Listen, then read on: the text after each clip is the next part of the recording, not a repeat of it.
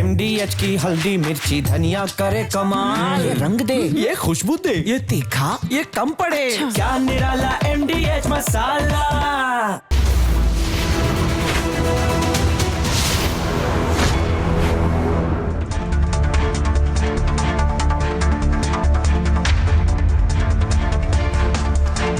नमस्कार, मैं हूं विवेक और आप देखना शुरू कर चुके हैं ये भारत की बात है, देश का नंबर 1 शो। इसलिए बराबर कहता हूं कुर्सी की पेटियां बांध लीजिए और आइए शुरुआत करने जा रहे हैं आज की सबसे बड़ी खबर से। बात पूरे विश्व की, पूरी दुनिया की, जो महायुद्ध के कगार पर पहुंच चुका है और ट्रंप की जिद ने यह सब कुछ करवा दिया है। तो महायुद्ध तो अब शुरू होने वाला है। जरा देखिए उसकी आहट, उसकी गूंज, उसकी तस्वीर। सबसे पहले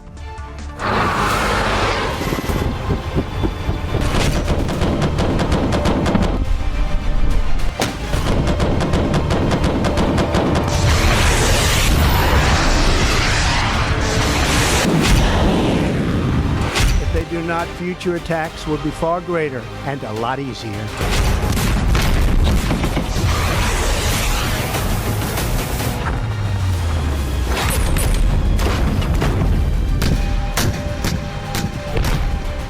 لدى القلوب والأبصار يا مدبر الليل والنهار يا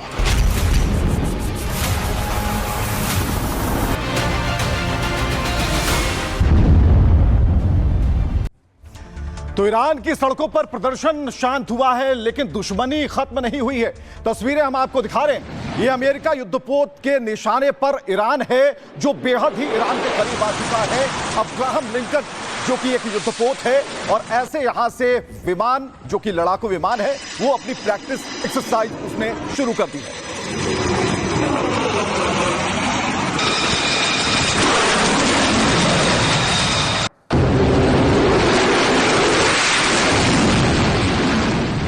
अमेरिकी युद्धपोत के निशाने पर ईरान है, लेकिन तस्वीरें बता रही हैं कि बहुत कुछ बड़ा होने वाला है। विध्वंसक युद्ध होने वाला है। महासंग्राम में अमेरिका की जो नजर है पूरी तरह ईरान पर है और चारों तरफ से घेराबंदी शुरू कर दी गई है।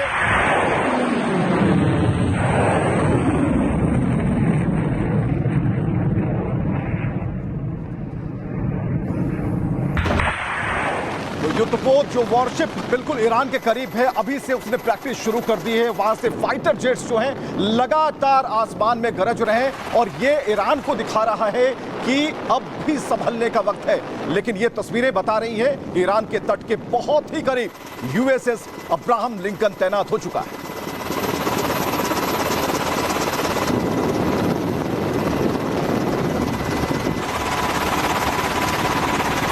तैयारियों वाला वीडियो आपने देख लिया, तस्वीरें देख ली, लेकिन ट्रंप ने अपनी जुबान से यह सब कुछ कह दिया है। जो होना है वो भयावह होना है, जो होगा बहुत बड़ा और भयानक होगा।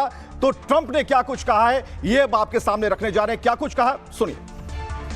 If they do not, future attacks would be far greater and a lot easier. If they do not, future attacks would be far greater and a lot easier. If they do not, तो ऐसा नहीं है कि Trump की धमकी के आगे पूरी तरह से ईरान नतमस्तक हो चुका है। ईरान ने भी साफ कह दिया है और कहा नहीं बल्कि कुछ दिखा दिया है। बैलिस्टिक मिसाइल जो है उसका प्रक्षेपण किया, यानी आसमान में यह दिखाने की कोशिश की गई कि हम भी किसी से कम नहीं और पूरा माकूल जवाब देने को तैयार हैं।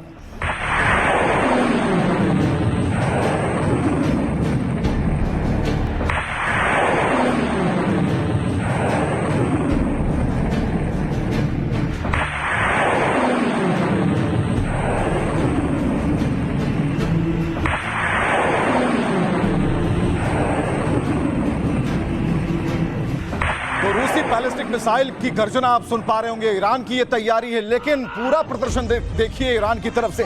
ईरान ने अमेरिका और इजराइल को एक झलक दिखा दी है। आप समझिए कि इस युद्ध को किस तरीके से ले जाना, किस तरफ ले जाना, उसकी तैयारी ईरान ने भी कर रखी है। 3000 से ज्यादा मिसाइल होने का दावा ईरान ने कर दिया है।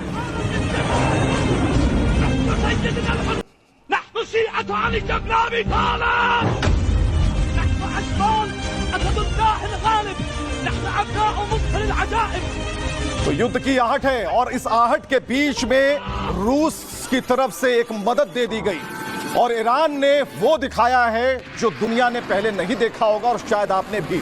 आप देखिए, रूस ने ईरान को इस्कंदर जो मिसाइल है और उसकी जो मारक क्षमता है वो बता दिया, यानी कि ईरान के पास अभी सबसे अपडेटेड वर्जन इस्कंदर मिसाइल का है।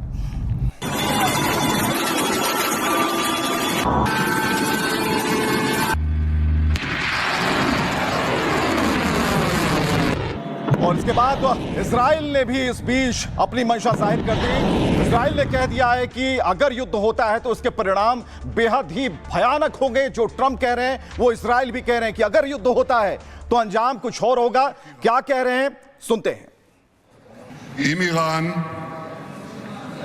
אם איראן תעשה טעות ותתקוף אותנו, אנחנו נפעל בעוצמה שאיראן טרם הכירה. איש אינו יכול לנבא מה ילד יום באיראן, אבל דבר אחד ברור: יהיה אשר יהיה, איראן לא תחזור להיות מה שהייתה, כאתגר לאומי מרכזי. חיילים טורקיים וחיילים קטרים לא... लेकिन यहां पर ईरान चुप बैठने वाला नहीं है। बातें बहुत बड़ी बड़ी की जा रही हैं, धमकी दी जा रही है कि सब कुछ साफ कर देंगे, युद्ध हुआ तो ये हो जाएगा वो हो जाएगा। लेकिन खामनेई भी चुप रहने वाले नहीं है, उसी कुर्सी पर बैठकर इन धमकियों का जवाब दे रहे हैं। क्या कह रहे हैं, सुनिए जरा। القلوب والأبصار يا مدبر الليل والنهار يا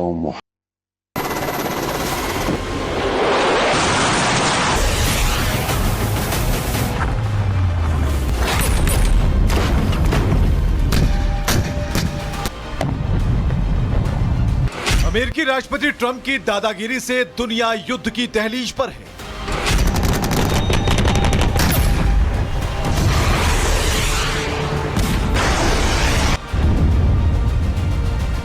तेल के मालिक बनने की सनक ने ट्रंप को किडनैपर बना दिया। ग्रीनलैंड की खनिज संपदा की चाहत ने तानाशाह बना दिया।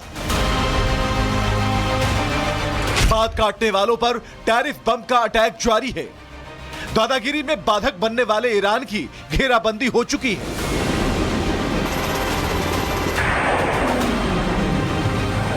पहले खुद को शांति दूत बताने वाले ट्रंप अब अशांति के वाहक बन गए हैं। I really don't care about that. What I care about is saving lives. And I think I've saved. Donald Trump की यह सनक खतरनाक है क्योंकि ये विनाश उससे पहले की आहट है।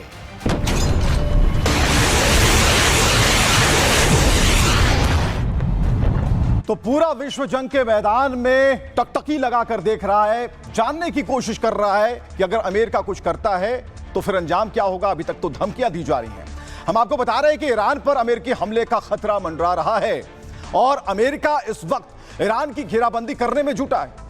अमेरिका का ताकतवर एयरक्राफ्ट कैरियर ईरान की तट पर बिल्कुल तैनात हो चुका है। यूएसएस अब्राहम लिंकन पर सैकड़ों मिसाइल लॉन्चर लगे। जॉर्डन में अमेरिका के 12 F-15 फाइटर जेट्स मंडरा रहे हैं। जॉर्डन के साल्टी एयरबेस को अमेरिका ने हमले के लिए चुन लिया और इस एयरबेस से ईरान पर हमला करना बेहद ही आसान है। अमेरिका ने हिंद महासागर में भी कार्गो विमान की तैनाती कर दी है, यानी कि खाड़ी देशों में अमेरिका एयर डिफेंस सिस्टम को अब मजबूत कर रहा है। इंटेलिजेंस और साइबर फोर्स को भी अमेरिका पुख्ता करने में लगा है। इसके जवाब में ईरान ने भी युद्ध की तैयारियां शुरू कर दी।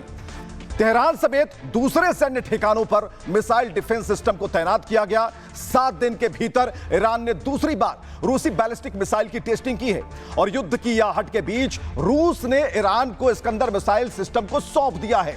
और इस बीच ईरान के राष्ट्रपति ने कहा, खामनेई पर हमला जंग माना जाएगा।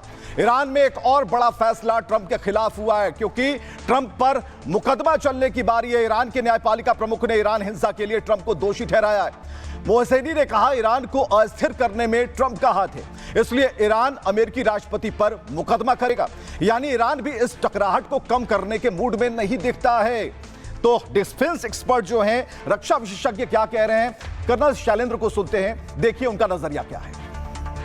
अगर ओवरऑल आप इस पूरी सिचुएशन को देखें तो अब तक जो थी वो टेंशन्स थी, अब वो टेंशन्स बढ़कर धमकियों पर चली गई और अब धमकी से एक स्टेप आगे एक डिप्लॉयमेंट पर आ गई है। और डिप्लॉयमेंट भी कौन सी? एग्रेसिव डिप्लॉयमेंट, जहां थ्रेटनिंग नहीं है, अब क्लैरिटी है। जहां यूएस ने अपने यूएसएस अब्राहम को मलक्का स्ट्रेट में उतार दिया है as a very dangerous movement, उसी तरह जॉर्डन में ईरान ने अपने F-16 तैनात कर दिए हैं। और F-16 जॉर्डन का मतलब सीधे सीधे है कि कुछ ना कुछ इजराइल के ऊपर ज़रूर किया जा सकता है। और इसलिए इजराइल ने भी वार्निंग दे दी है कि किसी भी तरह का हरकत हुई तो उसके परिणाम बड़े सख्त होंगे, बड़े गंभीर होंगे। कोई बड़ा एक्शन करना है तो ये आपका जो एयरक्राफ्ट कैरियर है अवेलेबल है, 100 से ज़्यादा जहाज उस पर हैं। किसी भी तरह की जो बोलते हैं ना प्यूनिटिव स्ट्राइक, एक बड़ी हैवी स्ट्राइक ईरान के ऊपर ज़रूर करी जा सकती है। तो डोनाल्ड ट्रंप की जो सनक है, जो जिच है, वो सिर्फ ईरान तक नहीं है, बल्कि बात आगे तक निकल चुकी है। ग्रीनलैंड तक उनका कब्जा होना चाहिए, ऐसा वो सोचते हैं। और ये जो पोस्ट किया गया है उसमें झंडे गाड़े जा रहे हैं और खुद झंडा जो है अमेरिका का ट्रंप के हाथों में है और ग्रीनलैंड की धरती। और यह बताने की कोशिश की गई है कि अब हम कब्जा चाहते हैं ग्रीनलैंड पर। लेकिन जो सबसे बड़ी रुकावट है उसकी तरफ हम जरा नजर फरमाते हैं। डेनमार्क की बात हो रही है। ग्रीनलैंड में डेनमार्क ने अब अपनी चहलकदमी तेज कर दी, अपनी जो फौज है उसे रवाना कर दिया और फौज की डिप्लॉयमेंट शुरू कर दी गई है।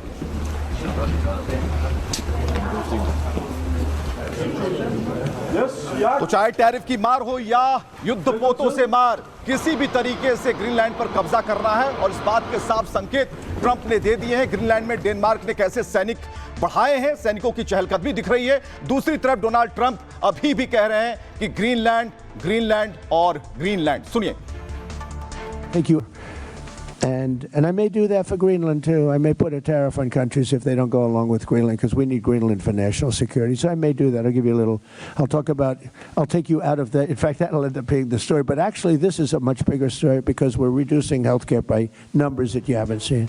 तो ट्रंप को आपने सुना, लेकिन पूरी दुनिया में ट्रंप बनना चाहते थे, शांति के दूत, खुद को स्थापित करना चाहते थे।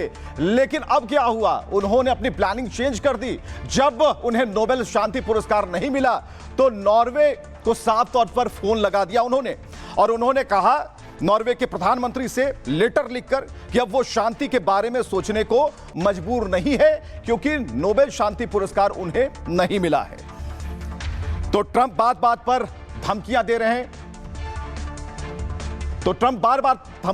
डोनाल्ड ट्रंप बहुत जल्द अपनी जो बात है उससे पलट जाते हैं और उस पलटी मार ट्रंप को आप देख पा रहे हैं। उन्होंने साफ तौर पर कह दिया कि अब वो पीछे हटने वाले नहीं हैं। जो शांति वाली बात है वो पुरानी हो गई है। सुनिए। You say that? Well, nobody wants him because he's going to be out of office very soon. So, that's all right. What I'll do is if they feel like Costo, I'll put a 200% tariff on his wines and champagnes and he'll join. But he doesn't have to join. तो ये Trump की जिद है। पूरी दुनिया में शांति स्थापित करने की बात करने वाले ट्रंप अब एक बड़े नुकसान, विश्व को एक बड़ा नुकसान पहुंचाना चाहते हैं, जिसमें एक तरफ ईरान है, दूसरी तरफ ग्रीनलैंड है। चलिए हम आपको बताते हैं। ट्रंप ने ग्रीनलैंड को अमेरिका के अधीन बता दिया है। राष्ट्रपति ने ग्रीनलैंड पर दावे को लेकर एक तस्वीर शेयर की। तस्वीर में ट्रंप ग्रीनलैंड की जमीन पर झंडा गाड़ते दिखते हैं। फोटो में ट्रंप के साथ जेडी वेंस भी है, मार्क रूबियो भी मौजूद हैं। तस्वीर में एक बोर्ड पर लिखा है ग्रीनलैंड यूएस क्षेत्र EST 2026। और इस तस्वीर को देखने के बाद अब डेनमार्क अलर्ट हो गया है, क्योंकि इससे ट्रंप की मंशा स्पष्ट हो गई। डेनमार्क ने ग्रीनलैंड में सैनिकों की तैनाती बढ़ा दी है। हालांकि डेनमार्क ने साफ कर दिया है कि यह संभव नहीं है। ट्रंप के दावे से यूरोप के कई देशों में चिंता बढ़ गई है, लेकिन ट्रंप कह रहे हैं कि जो विरोध करेगा उस पर टैरिफ बम फोड़ेंगे। यहां तक कि ट्रंप ने फ्रांस को भी ग्रीनलैंड पर धमकी दे दी है और कहा कि समझ नहीं आ रहा कि मैक्रो ग्रीनलैंड पर क्या कर रहे हैं। ट्रंप ने बातों ही बातों में फ्रांस को 200% टैरिफ की धमकी भी दे दी। और इस बीच ट्रंप ने साफ कर दिया कि वे शांति दूत नहीं हैं, अब नहीं हैं। डोनाल्ड ट्रंप नॉर्वे के प्रधानमंत्री को एक चिट्ठी लिखते हैं और पीएम जोनास को लिखे हुए पत्र में ट्रंप अपने दर्द को बांटने की कोशिश करते हैं, उस दर्द को दिखाते हैं और लिखते हैं अब उन्हें नोबेल नहीं मिला, यानी कि नोबेल का शांति पुरस्कार नहीं मिला, तो वो शांति के बारे में सोचने के लिए कतई मजबूर नहीं है, यानी शांति के बारे में वो नहीं सोचेंगे। लेकिन डेनमार्क के जो विदेश मंत्री हैं उन्होंने अपना नजरिया रख दिया है, खासकर ट्रंप की इस चिट्ठी के बाद। वो जरा सुनिए। Please convey that message to the अमेरिकी राष्ट्रपति को दिखाएं कि आपके पास इच्छा है, एक दूरदृष्टि है, एक अनुरोध है, लेकिन आप हम पर दबाव डालकर इसे कभी हासिल नहीं कर पाएंगे। ये संकेत अत्यंत महत्वपूर्ण है ताकि अमेरिकियों को बैठक कक्ष में वापस लाया जा सके, जैसा कि हमने पिछले सप्ताह सहमति व्यक्त की थी। stand up for these principles. तो यूरोपीय देश और अमेरिका के बीच में टैरिफ वॉर चल रहा है। अपनी बात मनवाने के लिए अमेरिका के राष्ट्रपति लगातार टैरिफ बम फोड़ रहे हैं, लेकिन भारत को फायदा ही फायदा है। और ये फायदा कैसे है वो हम आपको बताते हैं। ये फायदा कैसे बढ़ेगा, क्योंकि आखिर भारत की जो कूटनीतिक तैयारी है वो कैसे इस रुख को बदल देगी, मोड़ देगी। चलिए हम भी मुड़कर बात करते हैं और बात करते हैं ग्रीनलैंड के मुद्दे पर। अमेरिका और यूरोपीय संघ में विवाद चल रहा है। अमेरिका ने 8 यूरोपीय देशों पर 10% का टैरिफ ठोक दिया है। अगर विरोध करने वाले देशों ने ग्रीनलैंड पर साथ नहीं दिया तो अमेरिका 1 जून से 28% टैरिफ का ऐलान कर देगा। अब देखिए, ट्रंप के इस टैरिफ वॉर से भारत को फायदा मिल सकता है। यूरोपीय संघ के साथ भारत का मुक्त व्यापार समझौता मजबूत हो जाएगा और ट्रंप का टैरिफ शुल्क यूरोपीय संघ को भारत से नजदीक कर देगा। 27 देशों के यूरोपीय संघ में भारतीय निर्यात को बढ़ावा मिल सकता है और भारत के यूरोपीय यूनियन के साथ संबंध और भी अच्छे हो सकते हैं। भारत यूरोपीय संघ में 27 जनवरी को एक बड़ी ट्रेड डील होने वाली है और इस बार 26 जनवरी को यूरोपीय परिषद के अध्यक्ष मुख्य अतिथि हैं, यानी यूरोपीय आयोग की अध्यक्ष उर्सुला वॉन भी गणतंत्र दिवस में शामिल होंगी। इसलिए कहा जा रहा है कि ट्रंप टैरिफ का तोड़ भारत ने ढूंढ निकाला है। अब चलिए, विदेश मामलों के जानकार कैसे इसे देख रहे हैं, ये दोस्ती क्या कहलाती है, इस बॉन्डिंग को क्या नाम दे रहे हैं, आप भी सुनिए। करीब यूरोपियन यूनियन इस समय $350 बिलियन के गुड्स इंपोर्ट करता है, करीब $500 बिलियन की सर्विसेज इंपोर्ट करता है। तो ऐसे में अगर ये ट्रेड वॉर होगी तो यूरोपीय यूनियन को अमेरिकी सामान महंगा होगा तो उन्हें दूसरे देशों से लेना होगा। ऐसे में भारत को एक एडवांटेज है और इस समय बाय चांस यूरोपियन यूनियन और भारत के बीच में एक फ्री ट्रेड एग्रीमेंट साइन होने वाली है अगले 4-5 दिन में, जो कि 20 साल से बातचीत चल रही थी। अगर ये फ्री ट्रेड एग्रीमेंट भारत और यूरोपियन यूनियन के बीच में हो जाती है तो भारत जो हम एक्सपोर्ट करते हैं यूरोप को गुड्स और सर्विसेज सालाना मानो करीब 110 बिलियन करते हैं। इस फ्री ट्रेड एग्रीमेंट के चलते अगले 5 साल में हम 110 बिलियन से $150 बिलियन पहुंच जाएंगे हमारे एक्सपोर्ट्स टू यूरोप। तो रविंदर सचदेव को आप सुन पा रहे थे। भारत के साथ जो बॉन्डिंग है वो साफ तौर पर दिखाती है कि भारत की ये कूटनीतिक जीत है। लेकिन पाकिस्तान में क्या हो रहा है? पाकिस्तान में मुनीर गद्दार बताए जा रहे हैं, क्योंकि वहां पर हाहाकार मचा। कल एक तस्वीर हमने आपको दिखाई थी कि कैसे एक बड़ा विस्फोट, बड़ा धमाका काबुल पर हुआ था। जरा उन तस्वीरों को देखिए। अफगान के काबुल में धमाका होता है, आतंकी हमले में चीनी नागरिक की मौत हो जाती है और यह धमाका देखिए कितना जोरदार था।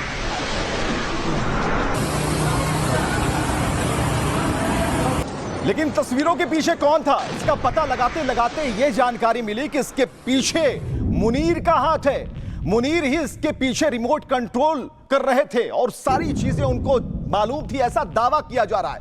लेकिन अफगान के काबुल में धमाके के बाद आतंकी हमले में इसे आतंकी हमला बताया जा रहा है और यहां साफ तौर पर पाकिस्तानी सेना की जो चेकपोस्ट है उन्हें उड़ाकर काबुल पर अटैक का बदला लिया जा रहा है। तो कहीं से कोई कोर कसर नहीं है। जैसे ही पता चला कि मुनीर इसके पीछे है, चेकपोस्ट जो कि पाकिस्तानी सेना का था उसके ऊपर हमला होता है।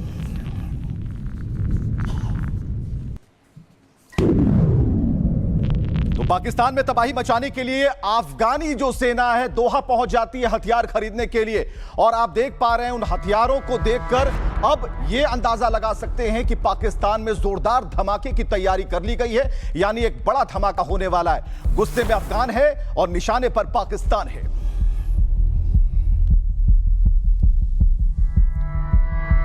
तो काबुल में जो धमाका हुआ, चीनी नागरिक की मौत हुई, इसके पीछे किसके हाथ खून से सने हैं, इस बात का पता लगाने के लिए चीन ने अब ऑर्डर दे दिए हैं। चीन ने कहा है अफगानिस्तान को आप अपनी जांच करें और पता लगाएं कि कौन है इसके पीछे, रिमोट किसके हाथ में था।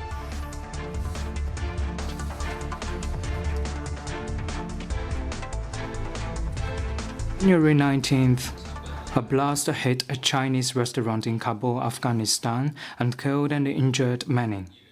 One Chinese national was killed and 5 were wounded. के इलाज में कोई कसर न छोड़ने तथा अफगानिस्तान में चीनी नागरिकों, परियोजनाओं और संस्थानों की सुरक्षा के लिए और अधिक प्रभावी उपाय किए जाएं।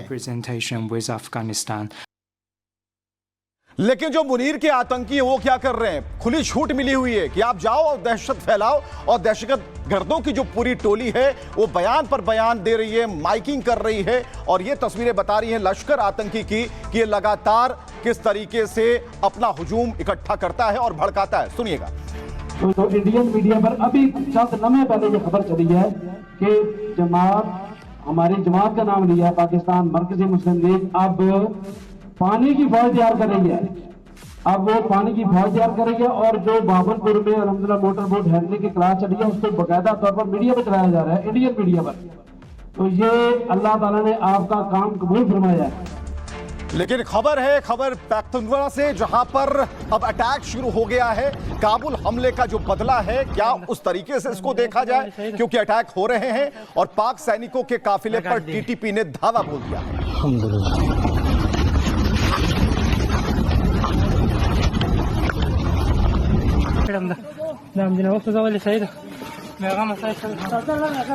गाड़ी दे।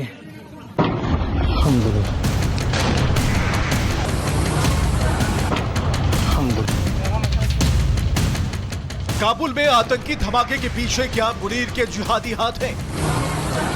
क्या चीनी नागरिक को मारने का प्लान पाकिस्तान में बना? क्या अफगानिस्तान से दुश्मनी के चक्कर में पाकिस्तान ने चीन से दुश्मनी मोल ले ली?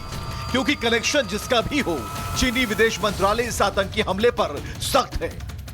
काबुल में हुए आतंकी विस्फोट को लेकर अफगानिस्तान के समक्ष तत्काल आपत्ति दर्ज कराई गई है। इधर काबुल अटैक के बाद पाकिस्तान पर तालिबानियों ने हमले शुरू कर दिए हैं। अफगान की स्पेशल फोर्स को बॉर्डर की तरफ भेजा गया है और टीटीपी के लड़ाके भी खैबर पख्तूनख्वा में पाकिस्तानी आर्मी के काफिले पर धमाके शुरू कर दिए हैं। आतंकियों को पालने वाला मुनीर भले ही इस हमले पर खामोश हो, लेकिन उसके आतंकी जोर जोर से दहशतगर्दी के इरादे पूरी दुनिया को बता रहे हैं। तो इंडियन मीडिया पर अभी चंद लम्हे पहले ये खबर चली है, पानी की फौज तैयार कर रही है। तो ये अल्लाह ताला ने आपका काम कबूल फरमाया है। इंडियन आर्मी के डर से बंकर में छिपकर मुनीर जो साजिश रच रहा है, उसका जवाब सिर्फ भारत नहीं बल्कि अब अफगानिस्तान के साथ चीन की तरफ से भी मिलने वाला है।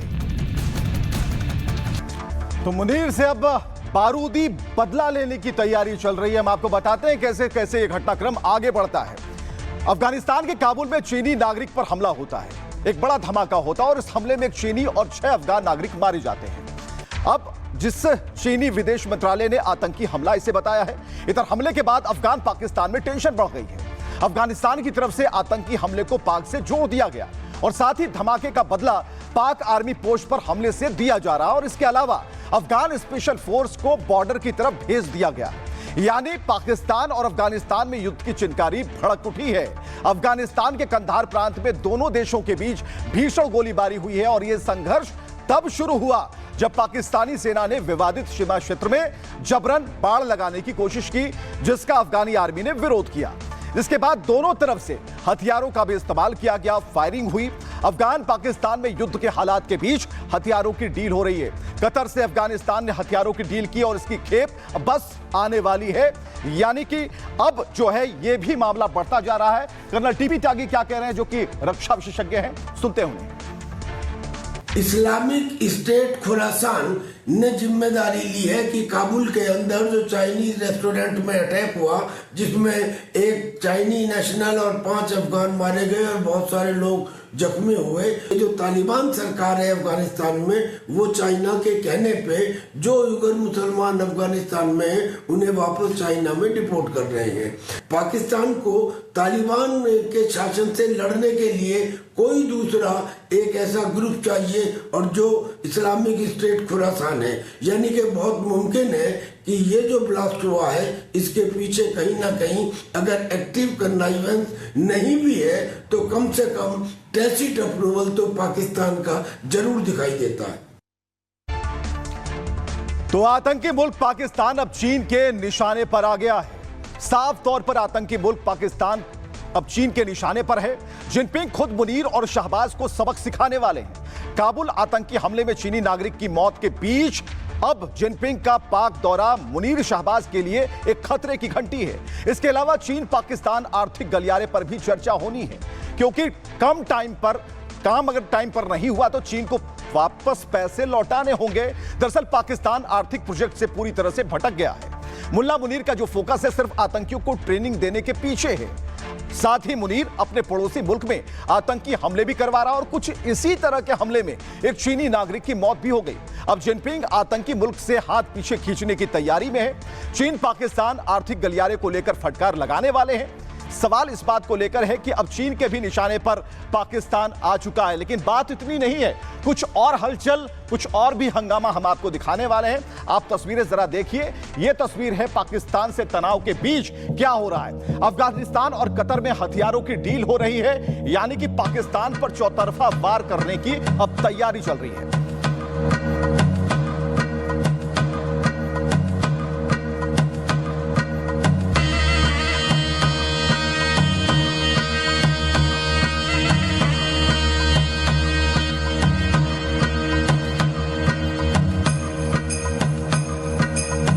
तैयारी चल रही है पाकिस्तान पर हमले के लिए। अफगान के जो स्पेशल फोर्सेस हैं उनकी तस्वीरें हम आपको दिखा रहे हैं। अफगान के जो स्पेशल फोर्सेस हैं उनका भी मूवमेंट अब शुरू हो गया है, यानी कि उन्हें कहा गया है कि आप तैयार रहें, आप अपनी प्रैक्टिस शुरू कर दें, क्योंकि हमला अब पाकिस्तान पर करना है।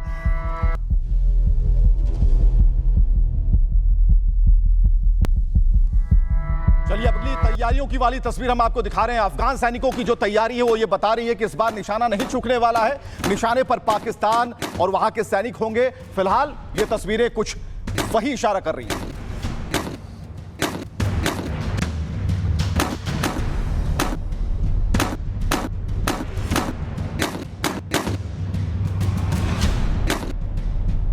लेकिन इससे ठीक अलग बलूचिस्तान में क्या हो रहा है ये हम आपको बता रहे हैं। बलूचिस्तान में जो मुनीर की निकम्मी फौज है वो महिलाओं पर अत्याचार कर रही है, महिलाओं को निशाने पर ले रही है, उनके साथ मारपीट कर रही है।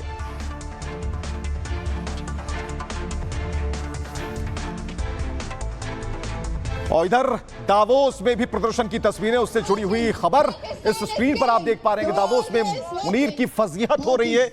लोगों के हाथ में बैनर हैं, पोस्टर हैं और पाकिस्तान के खिलाफ नारेबाजी शुरू हो गई है।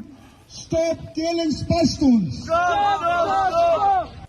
world is watching. Pakistan is killing. The world is watching. Pakistan, stop killing Pashtuns. Pakistan, stop killing. तो मकसद बिल्कुल साफ है, पाकिस्तान चौतरफा घिरा है, उसके ऊपर हमले होने शुरू हो गए हैं, लेकिन सब कुछ छोड़कर वो दहशतगर्दों को भेज रहा है महिलाओं पर अत्याचार करने के लिए। पाकिस्तानी आर्मी बलूचियों पर अब जुल्म ढा रही है। बलूचिस्तान में महिलाओं को अगवा किया जा रहा है। मस्जिदें गिराने वाली पाकिस्तान आर्मी अब बेकाबू हो चुकी है, जिसे बलूच नेता मीर यार ने एक्सपोज कर दिया है। मीर यार ने कहा बलूचिस्तान में 40 मस्जिदों को नष्ट किया, साथ ही बलूचिस्तान की महिलाओं को अगवा किया गया और यह पूरा इल्जाम उन सैनिकों पर है, मुनीर की सैनिकों पर है। लेकिन मुनीर इस घटना से अलग अपनी पीठ थपथपा रहा है। आसिम मुनीर ने दावा किया कि इस्लाम के नाम पर बने पाकिस्तान का असली मकसद पूरा होने वाला है। अल्लाह ने पाकिस्तान को एक ऐसा ऐतिहासिक मौका दिया ताकि वो अपने बनने का मकसद हासिल कर पाए। मुनीर ने कहा कि पाकिस्तान इस्लाम के नाम पर बना था और आज इस्लामिक देशों के बीच एक खास दर्जा उसे हासिल है। ये शहबाज शरीफ पाकिस्तान को आतंकी मुल्क बता रहे हैं। वहीं पर शहबाज शरीफ ने कहा कि पाकिस्तान में दहशतगर्दी मच गई है और ये बात खुद शहबाज शरीफ कबूल कर रहे हैं। अब चलिए हम आपको बताते हैं कि शहबाज शरीफ ने खुले मंच पर क्या कहा और कैसे इस बात को बड़ी ही आसानी से स्वीकार कर लिया। हमारा फर्ज था बतौर मुसलमान के, बतौर एक हमसाये के, उसके नतीजे में पाकिस्तान को क्या मिला, क्लैशनिंग ऑफ कल्चर। ये बात बढ़ते बढ़ते दहशतगर्दी की तरफ गई और पाकिस्तान के अंदर दहशतगर्दी ने सर उठाया और उन सालों में हज़ारों बेगुनाह पाकिस्तानी शहीद हुए, माएँ अपने बच्चों से बिछड़ गईं, बहनें अपने भाइयों से बिछड़ गईं। तो ये वो हालात हैं जिसका मुख्तलिफ वक्त में अहाता करना मुमकिन नहीं। मौरख फैसला करेगा कि वो फैसला सही था या गलत था। लेकिन भारत पर समुद्री रास्ते से हमले की तैयारी भी की जा रही है और इस बात की तस्दीक खुद आतंकी कर रहे हैं। वो भी हम आपको दिखाने जा रहे हैं, क्योंकि लश्कर आतंकियों का वाटर जिहाद जो है वो ट्रेनिंग ले रहा है। यानी कि एक बड़ी फौज तैयार की जा रही है ताकि भारत को जल हमले का शिकार बनाया जा सके। तो लश्कर आतंकियों का वाटर जिहाद, पानी के रास्ते दहशतगर्दी फैलाने का ये एक बड़ा प्लान कर रहे हैं।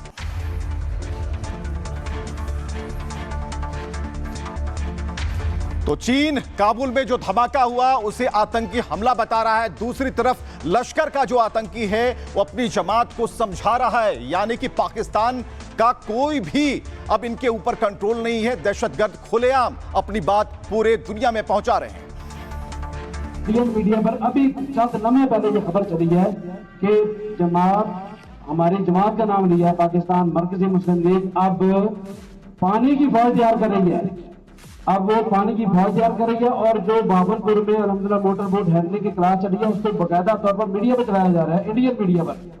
तो ये अल्लाह ताला ने आपका काम कबूल फरमाया है। तो आतंकी किसी भी रास्ते से आ सकते हैं, आ जाएं, लेकिन भारतीय फौज पूरी तरह से तैयार है, तटरक्षक तैयार है और नेवी बिल्कुल कमर कसकर खड़ी है कि हर उस हमले का जवाब दिया जाएगा।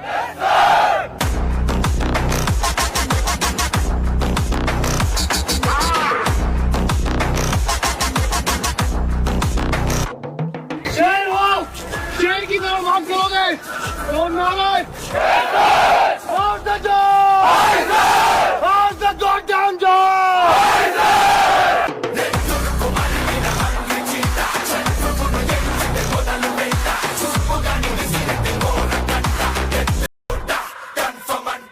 फौजी के रुतबे से बड़ा कोई रुतबा नहीं होता। तो पानी के रास्ते का चयन आतंकी क्यों कर रहे हैं? पानी के रास्ते हमला करने की तैयारी क्यों हो रही है और कितनी बड़ी इनकी सैन्य क्षमता है, आतंकियों की कितनी बड़ी फौज है, यह भी समझते हैं हम। आतंकी संगठन लश्कर अपने आतंकियों को ट्रेनिंग दे रहा है। भारत पर समुद्र के रास्ते आतंकी हमले की तैयारी कर रहा है, जिसके सबूत लश्कर कमांडर आतंकी हरीश डार खुद दे रहा है। वो बता रहा है कि कैसे हमले करने हैं। आतंकी ने कहा कि वो पानी में लड़ने वाले लड़ाके तैयार कर रहा है और एक बड़ी फौज बना रहा है। साथ ही कश्ती के जरिए लंबे सफर की ट्रेनिंग पर जोर दे रहा है। हो सकता है कि ये लंबा रास्ता भी तय करके आए। और ये वीडियो इसलिए भी अब चिंता का विषय है क्योंकि मुंबई आतंकी हमले को इसी रास्ते से अंजाम देने वाला अजमल कसाब बोट के जरिए ही भारत में दाखिल हुआ था। तो ऐसे में लश्कर की इस ट्रेनिंग से कुछ उसी तरह के हमले का एक अंदेशा पैदा होता है। वैसे भी पाकिस्तान की धरती से इन दिनों आतंकी गीदड़ भभकियां दे रहे हैं। आतंकियों के जहरीले बयानों वाले जो वीडियो है लगातार सामने आ रहे हैं। लश्कर कमांडर आमिर कह रहा है इस बार भारी तबाही मचाएंगे, यानी कि प्लानिंग कुछ बड़ी है और ऐसे में आतंकियों की ट्रेनिंग किसी बड़े हमले की तरफ इशारा कर रही है। तो लश्कर आतंकी जो है खुलेआम कह रहा है, वो बता रहा है कि किस रूट से हम आने वाले हैं, लेकिन हमारे भी नौसैनिक तैयार हैं। जो भाई ट्रेनिंग करवा सकता है वो करा, आप कराते रहते, ठीक है, ठीक। कोई भाई आपने से मार्शल आर्ट्स की ट्रेनिंग की हो? गुज़िश्ता महीने के आखिरी दिनों के अंदर मोटर बोट हैंडलिंग की क्लास की है। खड़े करीब हाथ में भाई जिन्होंने मोटर बोट हैंडलिंग की क्लास की है, ये जजमान में और मुख्तलिफ इलाकों में आपने मोटर बोट हैंडलिंग की क्लास की है। शफीक भाई आपने अल्हम्दुलिल्लाह इस जब से हमें जिम्मेदारी तो इसमें अल्हम्दुलिल्लाह हमने 3 तहसीलों में प्रोग्राम कराया है और 135 नौजवानों ने कश्ती कैसे चलाई जाती है वो उसकी तरबियत हासिल की है। और चलिए अगली खबर की तरफ रुख करते हैं और अगली खबर माघ मेले में उस विवाद से जुड़ी हुई जिस पर अब बाहरी लोग भी अपनी राय बेवजह देने लगे हैं और अपनी अपनी तरीके से इस पर सियासी रोटियां सेक रहे हैं। हमारे अंगने में तुम्हारा क्या काम, यह सवाल पैदा होता है। इसे हम बताएंगे क्यों हमने लिखा, लेकिन उससे पहले आपको वो तस्वीर दिखाते हैं माघ मेले की जहां से ये विवाद पैदा होता है। शंकराचार्य विवाद आप जान रहे हैं कि कैसे शंकराचार्य पहुंचे थे और विक्षुरानंद महाराज वहां पर पहुंचे अपने पूरे सारे संतों के साथ, लेकिन माघ मेले में द्वंद्व शुरू हो गया, वहां उन्हें रोका गया, स्नान नहीं करने दिया गया, ये आरोप हैं। हालांकि इसी रथ से वो आगे की तरफ बढ़ रहे थे और चाहते थे कि घाट तक उनकी जो यात्रा है वो जारी रहे।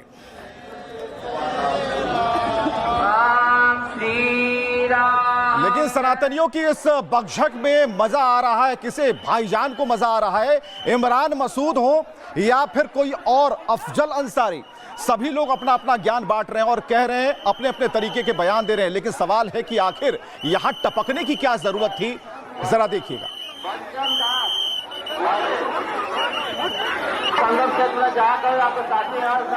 तो लोग समझा रहे हैं अफजल अंसारी को, कह रहे हैं कि भाई आपका यहां क्या काम है, आपका बयान यहां पर क्यों, किस मतलब से, क्या यहां भी पॉलिटिकल मतलब साध रहे हैं? जरा सुनिएगा शंकराचार्य विवाद पर अफजल अंसारी क्या कह रहा है।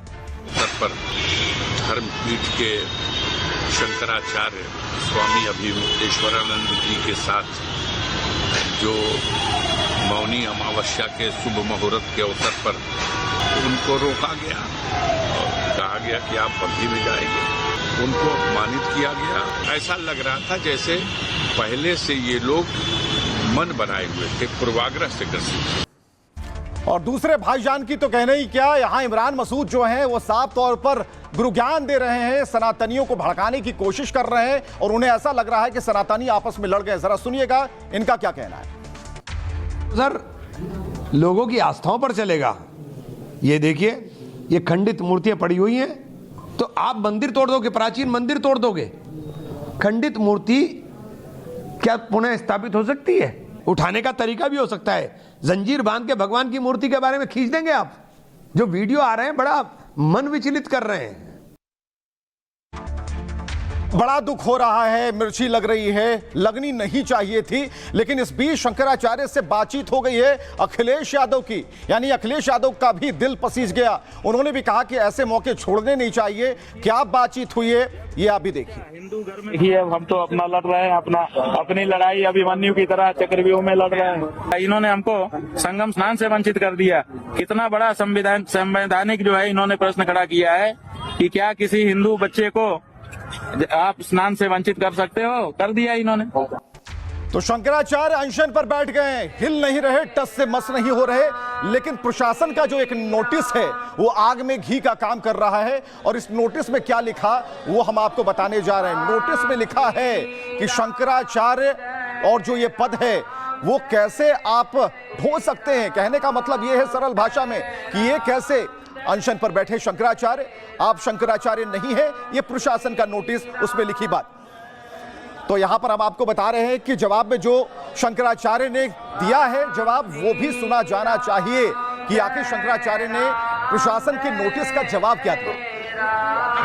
स्वयं श्रृंगेरी के शंकराचार्य, द्वारका के शंकराचार्य जी हमको कह रहे हैं कि हम शंकराचार्य हैं, हमको साथ में लेके स्नान कर रहे हैं, तो आप किस प्रमाण की आपको जरूरत है? जब स्वयं श्रृंगेरी के शंकराचार्य, द्वारका के शंकराचार्य जी हमको कह रहे हैं कि हम शंकराचार्य हैं, हमको साथ में लेके स्नान कर रहे हैं, तो आप किस प्रमाण की आपको हिंदुओं की लड़ाई में यहां पर सनातनियों के विरोधी अब आग में घी डालने का काम कर रहे हैं। तो बाबा धीरेन्द्र शास्त्री ने भी अपनी बात कह दी है, उन्होंने भी कुछ कहा है, वो भी सुनिए।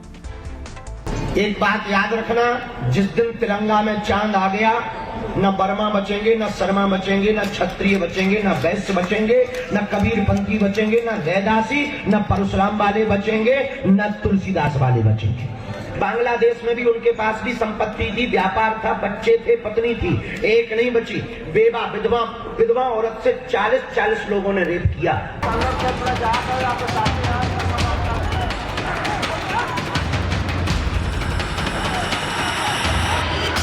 हम तो प्रशासन को सहयोग करना चाहते हैं। क्या समस्या है ये प्रशासन बताएगा। उनको रोका गया और कहा गया कि आप बंदी में जाएंगे, उनको अपमानित किया गया।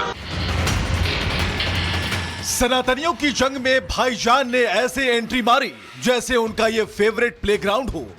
आप मंदिर तोड़ दोगे, प्राचीन मंदिर तोड़ दोगे, खंडित मूर्ति क्या पुनः स्थापित हो सकती है? गंगा जी के घाट पर संतों की भिड़ंत में विपक्ष ही मौज नहीं ले रहा, वो भी दीपक दिखाने आ गए जिनके खुद के घरों में अंधेरा है। धर्मपीठ के शंकराचार्य स्वामी अभिमुक्तेश्वरानंद जी के साथ जो मौनी अमावस्या के शुभ मुहूर्त के अवसर पर उनको अपमानित किया गया। अब संत समाज पूछ रहा है, भाईजान हमारे अंगने में तुम्हारा क्या काम है? क्योंकि ये सनातनियों की आपसी लड़ाई है। अगर शंकराचार्य जी हो, कोई भी हो, अगर कानून के खिलाफ कोई बात करता है या उसकी नाफरमानी करता है कानून की, तो ये गलत बात है। खैर, गंगा के घाट पर ठाट बाट के चक्कर में अब स्नान की लड़ाई शंकराचार्य की स्वीकार्यता पर आ गई है।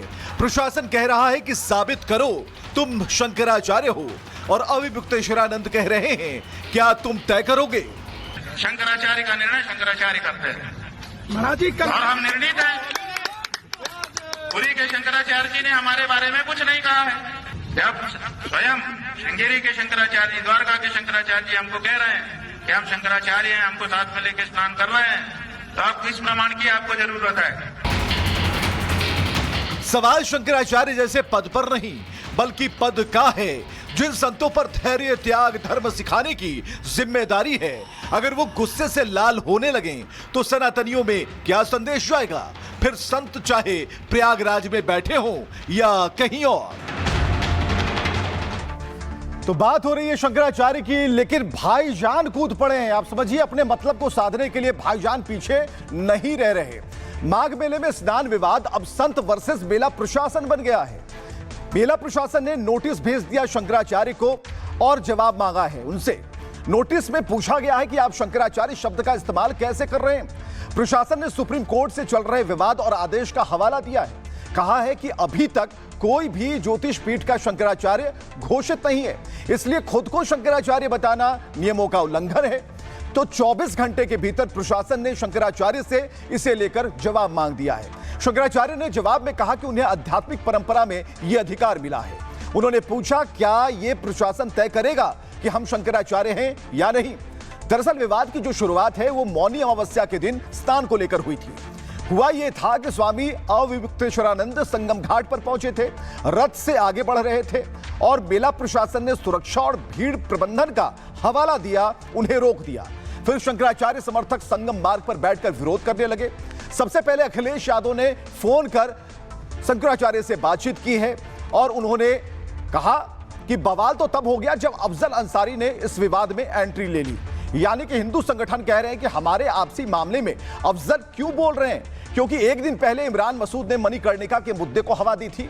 और क्या हिंदुओं के आपसी मुद्दे में भाईजान की एंट्री सोची समझी रणनीति है?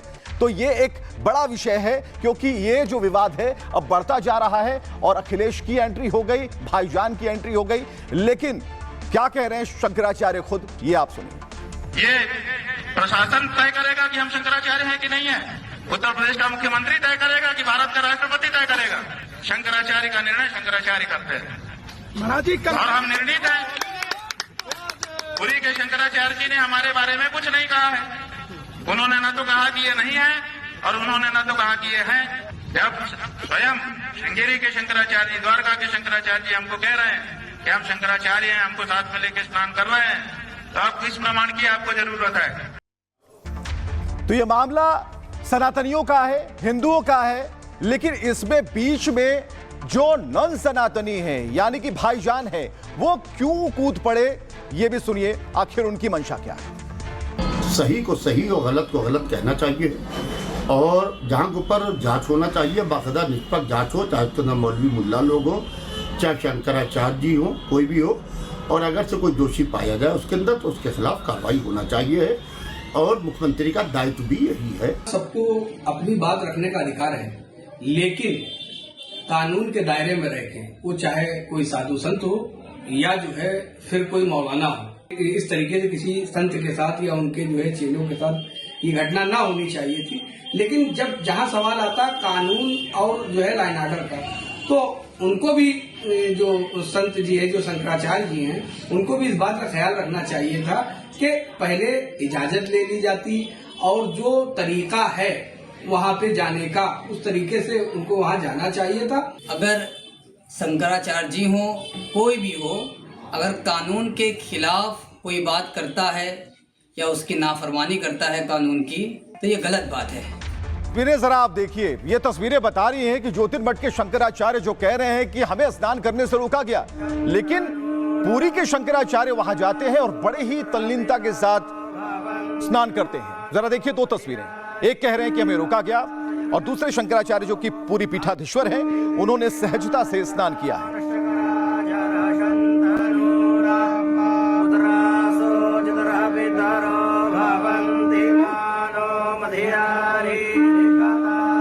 तो मेला प्रशासन की बात यहां पर यह निकल कर आती है। आपने देखा कि दोनों शंकराचार्य कह रहे हैं कि आरोप लगा रहे हैं कि उन्हें रोका गया, दूसरे ने कहा कि आराम से स्नान उन्होंने किया, लेकिन प्रशासन का यह दावा है, वो नियम की बात कर रहे हैं और नियमों का हवाला देते हुए मेला प्रशासन कह रहा है कि ये रथ से स्नान करने जाना नियमों के विरुद्ध है, जबकि 2024 में यही अविमुक्तेश्वरानंद स्वामी रथ पर संगम स्नान के लिए पहुंचे थे। तब की तस्वीरें हम आपको दिखा रहे हैं।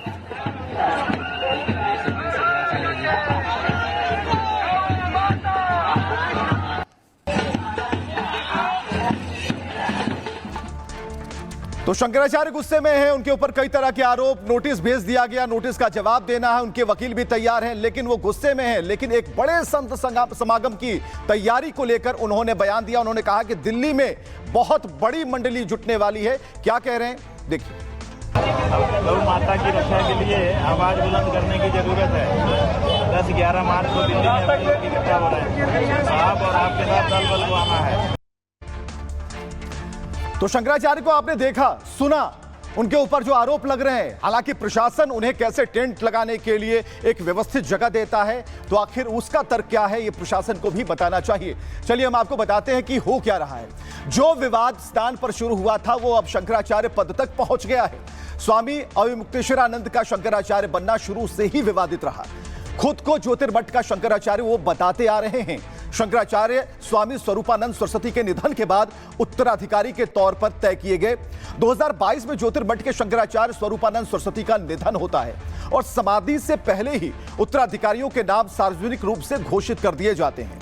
अब वहां पर क्या होता है, ये हम आपको बताते हैं कि विवाद कैसे बढ़ता है। स्वामी अविमुक्तेश्वरानंद को ज्योतिष पीठ बद्रीनाथ के तौर पर घोषित किया गया। स्वामी सदानंद को द्वारका शारदा पीठ का शंकराचार्य घोषित किया गया।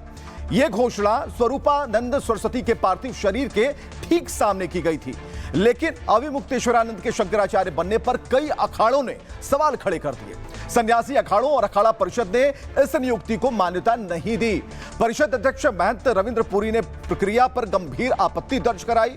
रविंद्र पुरी ने कहा कि शंकराचार्य नियुक्ति की तय परंपरा का कोई पालन नहीं हुआ और विवाद के चलते शंकराचार्य बनने की अनिवार्य रस्म पट्टाभिषेक रोक दी गई। अक्टूबर 2022 जब सुप्रीम कोर्ट ने पट्टाभिषेक पर अंतरिम रोक लगा दी, पुरी के गोवर्धन मंठ के शंकराचार्य ने शपथ पत्र देकर नियुक्ति की पुष्टि से इनकार कर दिया। लेकिन स्वामी अविमुक्तेश्वरानंद का विवादों से इसके अलावा भी नाता रहा। हम आपको बता रहे हैं क्या क्या हुआ। 2015 में इन्होंने अखिलेश सरकार के दौरान लाठीचार्ज इनके ऊपर हुआ। तब अविमुक्तेश्वरानंद शंकराचार्य नहीं बने थे, वो शंकराचार्य के शिष्य थे। इस घटना के बाद अखिलेश ने दंडवत होकर शंकराचार्य से माफी मांगी थी। हालांकि स्वामी अविमुक्तेश्वरानंद इसके बाद खूब सियासी बयानबाजी करते रहे और अपनी बातें कहते रहे। तो स्वामी अविमुक्तेश्वरानंद ने विवाद को लेकर चंद अवसरों पर अपना गुस्सा भी निकाल दिया है। उन्हें ऐसा लगता है कि प्रशासन में कुछ लोग हैं जो जानबूझकर ऐसा कर रहे हैं। देखिए क्या कहते हैं। ये यहाँ की कमिश्नर है, मंडल अध्यक्ष है, ये मौके पर मौजूद थी।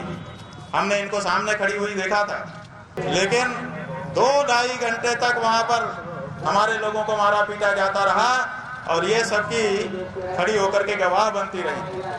ये कमिश्नर बनेंगी, बनाए रखो, तुम्हारी प्रिय होंगी, लेकिन हमारी आंखों से गिर गई। ये उत्तर प्रदेश गृह मंत्रालय के सचिव के स्तर का व्यक्ति है। ये सादे ड्रेस में एक बहुत अच्छा सा कोट पहन करके खड़ा था वहां पर, और हमने ये देखा कि ये गृह सचिव अपने हाथ से उनके गले को पकड़ करके, और ये जो कोहनी है, तो शंकराचार्य बता रहे हैं कि जिन्होंने भी उनका रास्ता रोकने की कोशिश की वो प्रशासनिक बड़े ओहदे रखते हैं, लेकिन बहुत सारे आरोपों के बीच कुछ ऐसी सार्थक तस्वीरें जो शंकराचार्य को बताती है कि जन सरोकार से जुड़े मुद्दों में भी अपनी सहभागिता वो निभाते हैं। पेड़ बचाने की मुहिम में उनका जो एक प्रण है साफ तौर पर दिखता है। पेड़ों को उन्होंने राखी बांधी और कैसे वन को समृद्ध बनाया जाए, ये उन्होंने रक्षा सूत्र बांधकर संदेश दिया था। और जिनका आश्रय लेके प्रभु का निवास होता है, उन्हीं वृक्षों को आवश्यकता पड़ने पर निर्ममता से काट करके फेंकते जा रहे हैं। हम लोग तो इससे पहले शंकराचार्य की अगुवाई में कई काम हुए। गायों की सुरक्षा को लेकर भी इन्होंने एक आंदोलन छेड़ रखा। 2 तस्करों पर हमला और गायों की सुरक्षा सुनिश्चित इन्होंने की थी, वो तस्वीरें हम आपको बता रहे हैं। और गंगा बचाओ आंदोलन की भी नींव रखी। गुरु की अगुवाई में इन्होंने कदम रखा और गंगा को कैसे निर्मल रखा जाए, स्वच्छ रखा जाए, इसके लिए इन्होंने प्रयास किए। आपको भी और देश के दूसरे लोगों को भी पता चलेगा कि राम जन्मभूमि। तो जो गाय बचाने की जो मुहिम है उसकी तस्वीरें हम आपको बता रहे हैं, जहां पर खुद को वो पाते हैं और उन्हें ऐसा लगता है कि उनके प्रयासों से एक रिजल्ट भी दिखा, परिणाम भी दिखा और गायों की रक्षा के लिए एक आम जो वर्ग है वो सामने हुए। लेकिन सवाल वही है, अगर दूसरे शंकराचार्यों को संगम पर कोई दिक्कत नहीं हुई तो स्वामी अविमुक्तेश्वरानंद को क्यों हो रही है? शंकराचार्य के पीठ में अभिमुक्तेश्वरानंद जी महाराज जी को प्रशासन ने विनती किया कि आप स्नान कीजिए महाराज जी, पैदल जा करके। ये मौनी अमावस है, कोई शाही स्नान और कुंभ स्नान नहीं है। मगर अब उत्तर प्रदेश के मुखिया योगी आदित्यनाथ जी को बदनाम करने के लिए बहुत बड़ी साजिश रच रहे हैं। शंकराचार्य जी को स्नान नहीं करने दिया गया, जैसे मीडिया में हम लोग खबर देख रहे हैं, लेकिन इसके मूल में क्या बात है, मैं माननीय जोगी जी से निवेदन करूंगा कि इसका सम्यक रूप से जांच की जाए। जहां तक रहा इनको नोटिस निस्तारित करने के लिए, निर्गत करने के लिए, तो कुंभ में भी शंकराचार्य जी के हैसियत से ही इन्होंने कैंप लगाया, बोर्ड लगे रहे, तब ये प्रशासन, तब ये जिन लोगों ने नोटिस निर्गत किया है उनको ध्यान देना चाहिए था, तब कहाँ थे? प्रशासन और प्राधिकरण के द्वारा नोटिस दिया जाता है, ये दुर्भाग्यपूर्ण है। यह जांच का विषय पूर्व से ही करना चाहिए था। अभी इस समय ऐसा जो है नोटिस देना यह अच्छा नहीं है, क्योंकि समाज में संदेश खराब जा रहा है। इस पर सरकार को संज्ञान लेना चाहिए। और चलिए बात करते हैं बीजेपी खेमे की। कल तक कार्यकारी अध्यक्ष थे नितिन नवीन, लेकिन आज फुल फ्लेज्ड ओहदा पा चुके हैं। हम बात कर रहे हैं मोदी के नए बॉस की।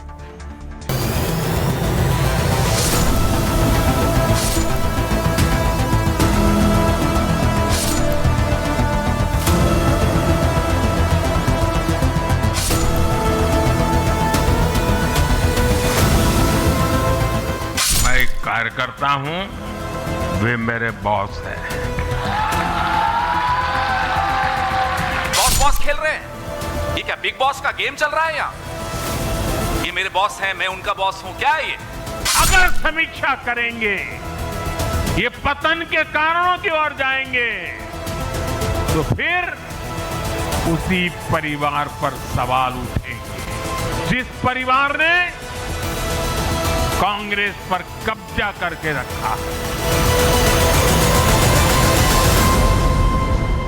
तो एक ही झटके में बीजेपी ने एक तीर से कई निशाने लगा दिए और बता दिया कि बीजेपी परिवारवाद वाली पार्टी नहीं है। चलिए हम आपको तस्वीरें दिखा रहे हैं। अपने हाथों से पकड़कर जेपी नड्डा और देश के प्रधानमंत्री नरेंद्र मोदी ने बीजेपी के राष्ट्रीय अध्यक्ष की कुर्सी पर नितिन नवीन को आज बिठा दिया है। यानी अब फ्लेज्ड कार्यकारी नहीं, फुल फ्लेज्ड कार्यभार इन्होंने संभाल लिया है।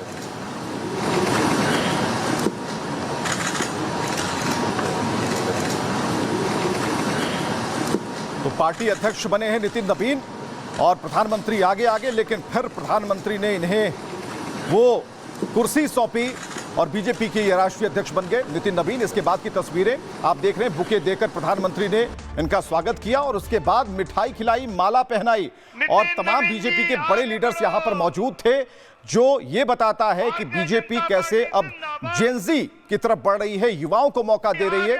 और जेपी नड्डा को आप देखिए इन तस्वीरों में जो स्वागत कर रहे हैं। बगल में प्रधानमंत्री बैठे, जिन्होंने पहले ही बताया कि अब वो कार्यकर्ता हैं और उनके नए बॉस नितिन नवीन हैं। मैं आदरणीय, आगे बढ़ो नितिन नवीन जी, आगे बढ़ो। तो नया रोल है, नया पद है, लेकिन उम्र कम है। बावजूद इसके इतने बड़े साथी जो हैं जिनके पास तजुर्बा ज्यादा और इसका फायदा नहीं, बहुत बड़ा फायदा नितिन नवीन को मिलने वाला। प्रधानमंत्री ने अपने हाथों से मिठाई खिलाई और स्वागत किया है नितिन नवीन का। पीएम ने मुंह मीठा कराया नितिन नवीन का।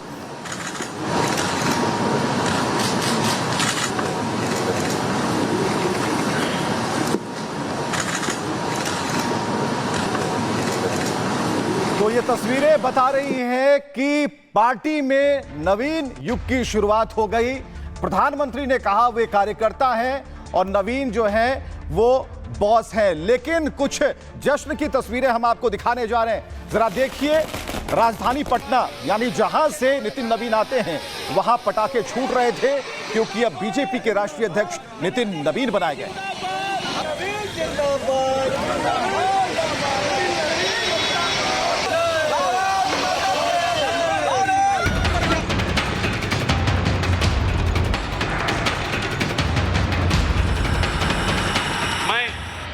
डॉक्टर के लक्ष्मण के नाते भारतीय जनता पार्टी के नए राष्ट्रीय अध्यक्ष के रूप में श्री नितिन नवीन जी को नाम की घोषणा करता हूं। बीजेपी में आज से नए अध्याय की शुरुआत हो गई।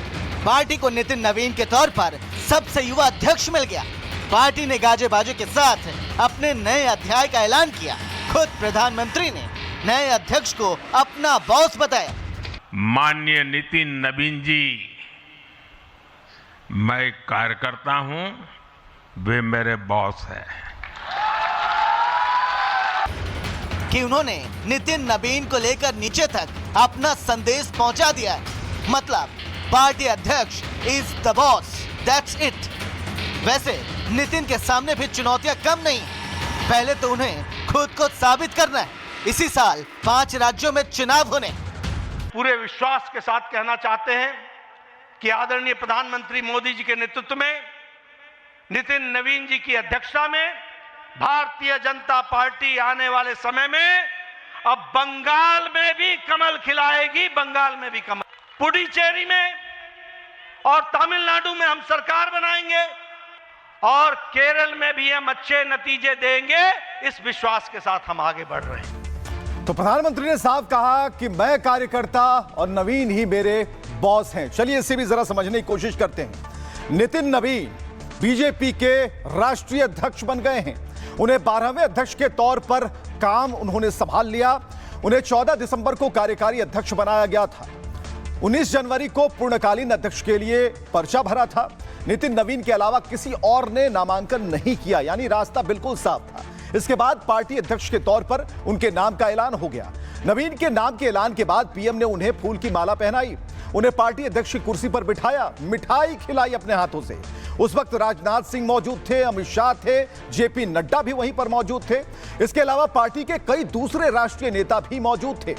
नवीन के बारे में हम आपको बताएं कि सबसे युवा अध्यक्ष है और बांकीपुर सीट से 5 बार उन्होंने चुनाव जीता है। पार्टी अध्यक्ष बनने से पहले वो बिहार सरकार में मंत्री थे। विधानसभा चुनाव में उनकी अहम भूमिका रही है और एक बड़ा प्लान चेकआउट उन्होंने किया। उनके पिता नवीन किशोर सिन्हा बीजेपी के बड़े नेता थे। नवीन पार्टी के सबसे युवा अध्यक्ष हैं। उम्र है मात्र 45 साल और इतने युवा जो राष्ट्रीय अध्यक्ष हैं वो अब तक बीजेपी के लिस्ट में कभी नहीं हुए हैं। तो हम आपको कुछ और जानकारियां नितिन नवीन के बारे में बताते हैं, खासकर वो जानकारी कि अब तक जो बीजेपी का सिनारियो रहा है खासकर उम्र को लेकर वो क्या कहता है। तो बीजेपी प्रेसिडेंट अंडर 60 यानी 60 से नीचे। अमित शाह 49 साल के थे। 2014 से 2020 तक ये अध्यक्ष की कुर्सी पर रहे। नितिन गडकरी 52 साल के थे और 2009 से 13 तक अध्यक्ष की कमान संभाली। वेंकैया नायडू जो कि 53 साल के थे, 2002 से 2004 तक ये अध्यक्ष की कुर्सी पर रहे। राजनाथ सिंह 54 साल के थे जब अध्यक्ष बनाए गए थे, 2006 से 9 तक। अटल बिहारी वाजपेयी 55 साल की उम्र होगी जब 1980 से 86 तक इन्होंने कमान संभाली। मुरली मनोहर जोशी 57 साल की उम्र में अध्यक्ष बनाए गए। 1991 से 93 तक ये अध्यक्ष की कुर्सी पर रहे। लाल कृष्ण आडवाणी 58 साल की उम्र थी। 1986 से 1991 तक इन्होंने अध्यक्ष पद की कुर्सी संभाली है। तो चलिए अब हम आपको बताते हैं कि नरेंद्र मोदी ने मिठाई खिलाई, फूल की माला पहनाई, लेकिन क्या कहा नितिन नवीन के बारे में वो सुनना ज्यादा जरूरी है। लोगों को लगता होगा कि नरेंद्र मोदी देश के प्रधानमंत्री है, तीसरी बार प्रधानमंत्री बने, 50 साल की छोटी आयु में मुख्यमंत्री बन गए, 25 साल से लगातार हेड ऑफ द गवर्नमेंट रहे हैं, ये सब अपनी जगह पे हैं, लेकिन इन सबसे भी बड़ी चीज मेरे जीवन में है, मैं भारतीय जनता पार्टी का कार्यकर्ता हूं। ये सबसे बड़ा गर्व है। और जब बात पार्टी के विषयों को आती है, तब माननीय नितिन नवीन जी, मैं एक कार्यकर्ता हूं, वे मेरे बॉस हैं। इस महत्वपूर्ण कालखंड की शुरुआत में हमारे माननीय नितिन नवीन जी बीजेपी की विरासत को आगे बढ़ाएंगे। मैं आजकल के युवाओं की भाषा में कहूं तो नितिन जी खुद भी एक प्रकार से मिलेनियल है। हम वैसे राजनीतिक दल के लोग हैं जहां राजनीतिक सत्ता नहीं साधना है, राजनीतिक भोग नहीं त्याग है, राजनीतिक ऐशो आराम नहीं तपस्या है, राजनीतिक कोई पदभार नहीं उत्तरदायित्व है। तो आइए हम सब कार्यकर्ता इस संकल्प के साथ अपने नेतृत्वकर्ता के इस परिश्रम और पुरुषार्थ के साथ अपने आप को जोड़ें। माननीय प्रधानमंत्री जी, मैं हृदय से आपका आभार व्यक्त इसलिए करता हूं क्योंकि हम लोग ने हमेशा दूर से ही एक कार्यकर्ता के रूप में किस प्रकार से आप देश सेवा का काम लगातार कर रहे हैं, हमने हमेशा देखा। मैं इतना ही कहूँगा, ये जो नया कॉम्बिनेशन मोदी जी और नितिन नवीन जी का बना है, ये पार्टी को नई ऊंचाइयों पर लेकर जाएगा। जहाँ कमल नहीं खिल पाया था वहाँ भी कमल खिला के दिखाएंगे। अमित भाई की रणनीति, मोदी जी की लोकप्रियता, नितिन नवीन जी की नई ऊर्जा पार्टी को नई ऊंचाइयों पर लेकर। भारतीय जनता पार्टी है, उसमें राष्ट्रीय अध्यक्ष पद को सुशोभित आज उसने किया है, क्योंकि नवीन जी का बहुत लंबा एक्सपीरियंस संगठन का भी है, सरकार का भी है। मैं उनको बहुत बहुत बधाई देता हूं, शुभकामनाएं देता हूं। राष्ट्रीय अध्यक्ष नितिन नवीन जी का बहुत बहुत अभिनंदन करता हूं, उन्हें बधाइयां देता हूं। देश के युवाओं में अद्भुत ऊर्जा का संचार हुआ है आदरणीय नितिन जी के अध्यक्ष बनने से, और ये सब संभव आदरणीय प्रधानमंत्री नरेंद्र मोदी जी की दूरगामी सोच, दूरदर्शी सोच के वजह से हुआ है। तो कई तस्वीरें नितिन नवीन को लेकर, और ये नितिन नवीन हैं जिन्हें मौका दिया गया, और खुद प्रधानमंत्री ने बताया कि वो एक कार्यकर्ता की भूमिका में हैं, जबकि बॉस नितिन नवीन है। लेकिन झंडेवालान देवी मंदिर पहुंचते हैं नितिन नवीन, हनुमान मंदिर जाते हैं, वहां मत्था टेकते हैं, और इसके अलावा गुरुद्वारा साहिब भी जाते हैं। तो ऐसे में एक आस्था है नितिन नवीन के बारे में। उनकी जो प्रोफाइल है वो बताती है कि शुरू से ही पूजा पाठ में, धार्मिक कार्यों में उनकी विशेष रुचि रही है। तो अब एक नया दौर है, नवीन दौर है। और चलिए इसके बाद की तस्वीर हम आपको दिखा रहे हैं। नवीन ने पीएम का स्वागत किया है, प्रधानमंत्री मोदी का स्वागत करते हुए नितिन नवीन, जो कि राष्ट्रीय अध्यक्ष बनाए गए हैं, और इस वक्त एक बड़ी भूमिका इन्हें दी गई है। उम्र जरूर कम है, लेकिन एक बड़े तजुर्बों के साथ। अगली तस्वीर हम आपको दिखाते हैं। अगली तस्वीर देखिए, जहां प्रधानमंत्री मंच पर पहुंचते हैं और ये घोषणा होती है, यानी कि उस बात की चर्चा जिसे हम बराबर कह रहे हैं कि खुद को कार्यकर्ता बताने वाली बात उन्होंने की। और अगली तस्वीर जो है वो नितिन नवीन की है, जब साथ में प्रधानमंत्री उन्हें लेकर जाते हैं और अध्यक्ष पद की कुर्सी पर बिठाते हैं और मिठाई खिलाते हैं और बताते हैं कि आज से आप बॉस हैं। चलिए हम आपको बता रहे हैं कि नितिन नवीन जो है, उनकी जो कार्य संस्कृति रही है वो संघ के प्रति भी पूरे उत्तरदायी रहे हैं। और ऐसे में नितिन नवीन के ऊपर कार्य संस्कृति जो उनकी रही है, एक बड़ा उत्तरदायित्व तो जरूर है, लेकिन इतना जरूर है कि उसे वो बखूबी जानते हैं, उसे निभाने में कोई कोर कसर भी नहीं रखेंगे। चैलेंजेस क्या हैं? चैलेंजेस क्या हैं ये हम आपको बता रहे हैं। चैलेंजेस हम आपको बता रहे हैं, नितिन के नवीन चैलेंज। बंगाल सबसे बड़ी चुनौती है, पहला चैलेंज तो ही है। बंगाल के विधानसभा की 294 सीटें और सरकार बनाने के लिए 148 की जरूरत है। बीजेपी को केवल 77 सीटों पर जीत मिल पाई थी। ममता की टीएमसी 225 सीटों के साथ सत्ता में पहुंची, और यहां ममता बनर्जी से दो हाथ करना एक बड़ी चुनौती है। तमिलनाडु दूसरी चुनौती है नितिन नवीन के लिए। तमिलनाडु में डीएमके की एमके स्टालिन सरकार है, और तमिलनाडु में डीएमके और एआईएडीएमके बड़े मोर्चे हैं। बीजेपी एआईएडीएमके के साथ चुनावी मैदान में होगी। कितनी कामयाबी मिलेगी, इसकी अग्नि परीक्षा होगी। तीसरी चुनौती है असम। असम में भी इसी 4 महीने में चुनाव है और यहां बीजेपी के हिमंता बिस्वा शर्मा की सरकार है। असम में बीजेपी असम में लगातार 2 बार से सत्ता में है और इस बार मुकाबला थोड़ा टफ इसलिए है क्योंकि एंटी इनकम्बेंसी है। ऐसे में पार्टी अध्यक्ष के तौर पर नवीन का लिटमस टेस्ट यहीं पर हो जाएगा। अगली चुनौती केरल भी होगी। बीजेपी केरल में भगवा लहराना चाहती है और स्थानीय जो चुनाव हुए उसमें कामयाबी से उम्मीद थोड़ी बढ़ गई है। पार्टी को 2014 में 14%, जबकि 2019 में भी ये परसेंटेज लगातार बढ़ा। 2024 के चुनाव में पार्टी को 20% से ज्यादा वोट मिले। पार्टी को यहां कांग्रेस और लेफ्ट से दो हाथ करना है। राज्य में दोनों ही गठबंधन बीजेपी से ज्यादा मजबूत स्थिति में है। तो ये, और अब हम आपको बता रहे हैं कि इस वक्त जो नरेंद्र मोदी हैं वो विपक्षों पर भी हमला करने से पीछे नहीं हट रहे। क्या कह रहे हैं, देखिए। अगर समीक्षा करेंगे, ये पतन के कारणों की ओर जाएंगे, तो फिर उसी परिवार पर सवाल उठेंगे। जिस परिवार ने कांग्रेस पर कब्जा करके रखा है और इसलिए बहाने ढूंढते रहते हैं। पतन की तरफ सही कारण ढूंढने की हिम्मत तक खो चुके हैं वो लोग। और चलिए बात अजमेर शरीफ की करते हैं, जहां दरगाह पर भी एक कोई नई बात पता चल रही जो खबरों में तैर रही है। खबर यह है कि अब अजमेर शरीफ दरगाह में भी नीचे शिवलिंग की बात हो रही है और यह दावा किया जा रहा है। चलिए उस दावे को हम बताते हैं कि यह दावा क्यों है, आखिर कौन सा आर्कियोलॉजिकल फॉर्मूला या फिर वैसे दस्तावेज है दो दिए गए हैं और यह साबित करते हैं कि क्या अजमेर शरीफ दरगाह के जमीन के भीतर कुछ है। चलिए हम आपको बता रहे हैं कि अजमेर दरगाह मामले में कोर्ट में सुनवाई होनी है और सुनवाई होगी कि दरगाह में मंदिर है या फिर नहीं, इस पर सुनवाई होगी। इस बात को लेकर सुनवाई होगी। महाराणा प्रताप सेना ने अजमेर कोर्ट में अर्जी दी है और दरगाह में शिव मंदिर का उन्होंने दावा कर दिया है। महाराणा प्रताप सेना ने पुख्ता दस्तावेज पेश कर दिए हैं।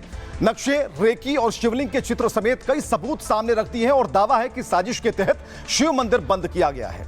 शिव मंदिर के दावे के बाद कोर्ट ने नोटिस जारी कर दिया। अजमेर के सिविल कोर्ट ने केंद्र सरकार को नोटिस भेज दिया है। कोर्ट ने आर्कियोलॉजी डिपार्टमेंट को भी नोटिस जारी कर दिया है। शिव मंदिर मामले पर पर्यटन मंत्रालय से भी अब जवाब तलब की जा रही है। यानी कोर्ट ने इसकी अगली जो सुनवाई है उसकी तारीख फिक्स कर दी 21 फरवरी को।